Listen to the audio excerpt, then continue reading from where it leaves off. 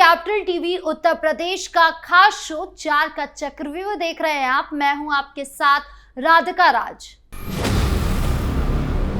आज 4 के चक्रव्यूह की सबसे बड़ी खबर आपको बता दें, वाराणसी से जुड़ी है, जहां एक जिम ट्रेनर से 2 करोड़ की कफ सिरप मिली है, जिसका निर्माण भारत में अवैध है, जिसे लेकर जिम ट्रेनर ने अनजान बनने की कोशिश की। तो कहां से आई ये कफ सिरप, कहां जा रही थी और कैसे फंसा जिम ट्रेनर, योगी पुलिस के चक्रव्यूह में बताएंगे आपको। 26 सितंबर को हुई बरेली हिंसा के आरोपी पर आज इलाहाबाद कोर्ट के चक्रव्यूह में बुरी तरह फंस गए। बरेली हिंसा के आरोपी इलाहाबाद कोर्ट पहुंचे, जहां उन्होंने कोर्ट से मांग की कि उनके खिलाफ एफआईआर रद्द कर दी जाए, जिसके बाद कोर्ट ने ऐसा जवाब दिया जिससे तालियां बज गई। बताएंगे आपको क्या कुछ हुआ आज कोर्ट में। समाजवादी पार्टी के नेता रमाकांत दुबे आज बृजभूषण शरण सिंह पर टिप्पणी करके खुद को ही चक्रव्यूह में फंसा लिए। मंच से उन्होंने बृजभूषण शरण सिंह को ललकारा, लेकिन वीडियो वायरल होते ही अब वो बिल में छुप गए हैं, क्योंकि उन्हें डर है कि बृजभूषण अब क्या पलटवार करेंगे। तो कहां से शुरू हुआ मामला, कैसे फंस गए सपा नेता, बताएंगे आपको। संभल में एक बार फिर हड़कंप मच गया, जब सुबह सुबह योगी प्रशासन अवैध मकानों पर लाल निशान लगाने पहुंचे। यानी कभी भी योगी का बुलडोजर संभल की गलियों में दौड़ सकता है। यानी यहाँ चक्रव्यूह उन मौलानाओं पर चला है जिन्होंने पिछली सरकारों की आड़ में अवैध निर्माण कराए। तो अब क्या हाल हो रहा है उन मौलानाओं का, बताएंगे आपको। तो चलिए शुरू करते हैं 4 का चक्रव्यूह। शुरुआत करते हैं 4 के चक्रव्यूह की सबसे बड़ी खबर से, जो वाराणसी से जुड़ी है। वाराणसी जो वो शहर जो दुनिया को मोक्ष का रास्ता दिखाता है, उसी काशी में पिछले कुछ सालों से एक नया नशा पांव पसारा है, जिससे युवा लीड पर्पल ड्रिंक या सिरप कहकर पुकारते हैं। ये कोई सामान्य कफ सिरप नहीं है, बल्कि कोडीन फॉस्फेट से भरपूर एक ऐसा नशीला पदार्थ है जिसे पीते ही इंसान की आंखें बैगनी रंग की हो जाती है, शरीर सुस्त पड़ जाता है और घंटों तक एक अजीब सी बेहोशी छा जाती है। भारत में इसका 1 मिलीलीटर बनाना, बेचना या खरीदना सब कुछ एनडीपीएस एक्ट के तहत गैर जमानती अपराध है, और इसी गैर कानूनी खेल का सरगना बना था वाराणसी का एक नामी जिम ट्रेनर।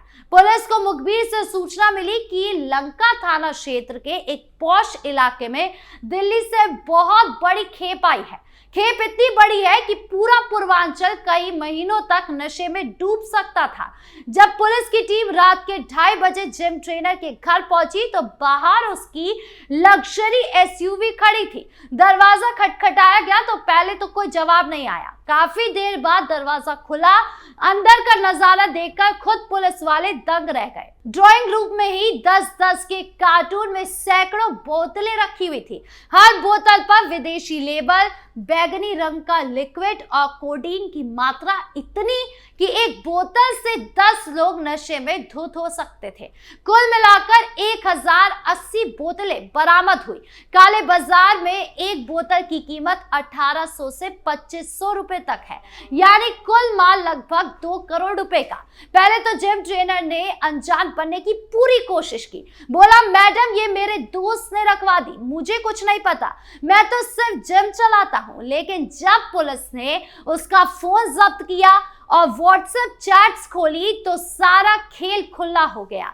दिल्ली के मंगोलपुरी, उत्तराखंड के कुछ फैक्ट्री मालिकों और नेपाल बॉर्डर्स के तस्करों से उसकी रोज की चैट थी। कोड नेम में बात होती थी, प्रोटीन पाउडर आ गया, नया सप्लीमेंट तैयार है, क्लाइंट को डिलीवरी दो। असल में प्रोटीन पाउडर कोडीन की बोतलें थी और क्लाइंट मतलब नशेड़ी युवा। पुलिस पूछताछ में जो खुलासा हुआ है वो भी खतरनाक है। ये जिम ट्रेनर पिछले 3 साल से इस धंधे में था। जिम को कवर बनाकर वो चुनिंदा क्लाइंट्स को ये सिरप सप्लाई करता था। उसका दावा था कि ये सिरप पीने से बॉडी रिलैक्स होती है और स्ट्रेस कम होता है। लेकिन सच ये था कि कई लड़के इसके आदी होकर अस्पताल पहुंच चुके थे।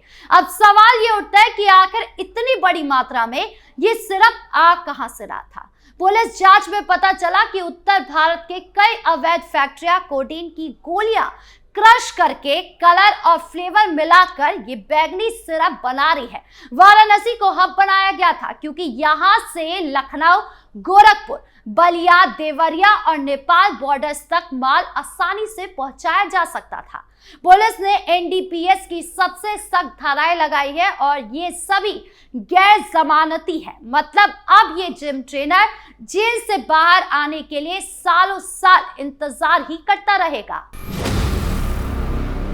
बढ़ते दूसरी खबर की ओर जो बरेली से जुड़ी है। 26 सितंबर का वो दिन बरेली के इतिहास में काले अक्षरों से लिखा जाएगा। जुम्मे की नमाज के बाद अचानक हजारों की भीड़ सड़कों पर उतर आई।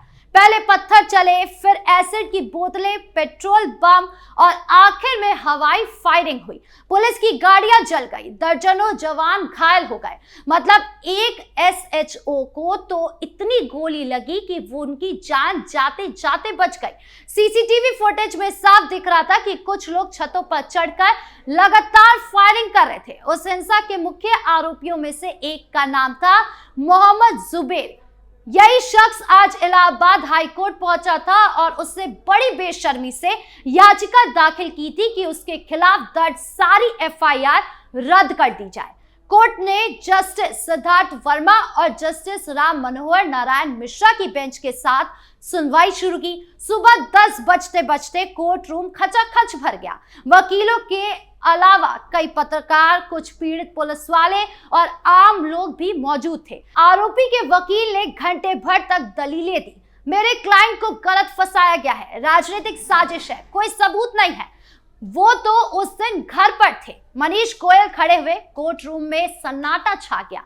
उन्होंने एक एक करके सबूत रखे। मौके का drone footage, mobile location, video जिसमें आरोपी छत पर खड़ा दिखाई दे रहा है, गोली के खोखे, घायल पुलिसकर्मियों के मेडिकल एसिड की बोतलें के फॉरेंसिक सैंपल।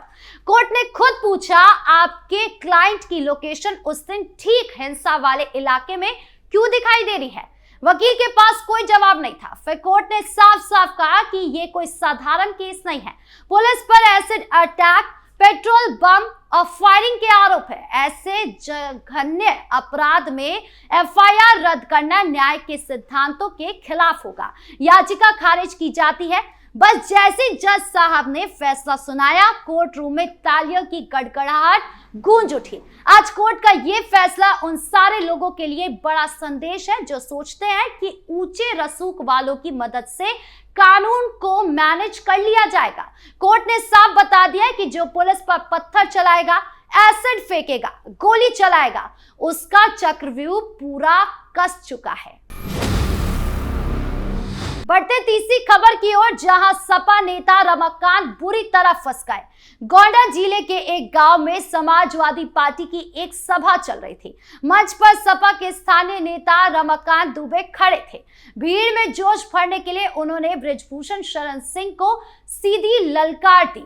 बृजभूषण सिंह, अगर हिम्मत है तो भाजपा का सहारा छोड़ो, निर्दलीय लड़ो, मैं भी लड़ूंगा, देखते कौन जीतता है। सुनिए क्या कुछ कह रहे हैं नेता। आप लोग मीडिया में बहुत सुनते हैं, दबदबा है, दबदबा रहेगा। अरे दबदबा वालों, दाल जब समाजवादी पार्टी की गवर्नमेंट थी, समाजवादी पार्टी की ताकत थी, तब तुम भाजपा छोड़कर सपा में शामिल हुए, तब तुम्हारी इज्जत समाजवादियों ने बचाई और तुमको जीत कर पहुंचाया।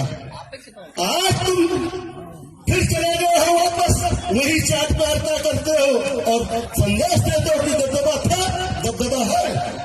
अगर तुम्हारी माँ ने दूध पिलाया है तो मैं चैलेंज करता हूँ, निर्दल तुम कोई भी विधानसभा देवी पाठक मंडल का चुन लो, अभी तुमको कल पता चल जाएगा कि दबदबा कहाँ चला गया। वीडियो जैसे बृजभूषण तक पहुंचा, उन्होंने सिर्फ मुस्कुराते हुए एक लाइन कही, अच्छा अब इनका भी नंबर आ गया है। बस इतना सुनते ही रमाकांत दुबे की सारी हेकड़ी गायब हो गई। अगले ही दिन से उनका फोन बंद, घर पर ताला लग गया है। गांव में कोई पता नहीं है। सपा के बाकी नेता भी चुप हो गए हैं।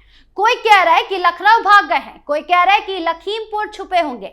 वजह साफ है कि बृजभूषण जिसे निशाना बनाते हैं उसका पुराना हिसाब किताब पूरा खंगाला जाता है। रमाकांत दुबे पर पहले से कई पुराने मुकदमे हैं, चाहे वो मारपीट के हो, जमीन कब्जाने के हो, धमकी देने के हो। अब डर है कि कहीं वो सारे केस फिर से ना खुल जाए और बुलडोजर ना चल जाए।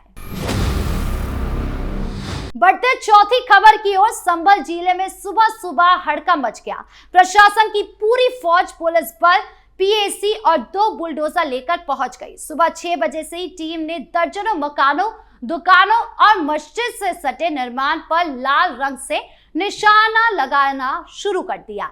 मतलब साफ था कि 24 घंटे के अंदर सब कुछ जमींदोज हो जाएगा। ग्रामीण बता रहे कि ये सारे निर्माण सरकारी जमीन पर नाले नालियों को पाट कर या सड़क किनारे अवैध रूप से किए गए थे। कुछ मौलानाओं और स्थानीय दबंगों ने पिछले सालों में मिलकर करोड़ों की संपत्ति खरीद करी थी। मस्जिद के नाम पर, मदरसे के नाम पर बड़े बड़े हॉल, कमरे, दुकानें बना ली गई थी। पहले की सरकारों में कोई पूछने वाला नहीं था, लेकिन अब योगी सरकार ने साफ कर दिया है कि अवैध कब्जा किसी भी कीमत पर बर्दाश्त नहीं किया जाएगा और इसी के तहत अब बुलडोजर एक्शन भी जल्द देखने को मिलेगा। बहरहाल 4 के चक्रव्यूह में इतना ही। धन्यवाद।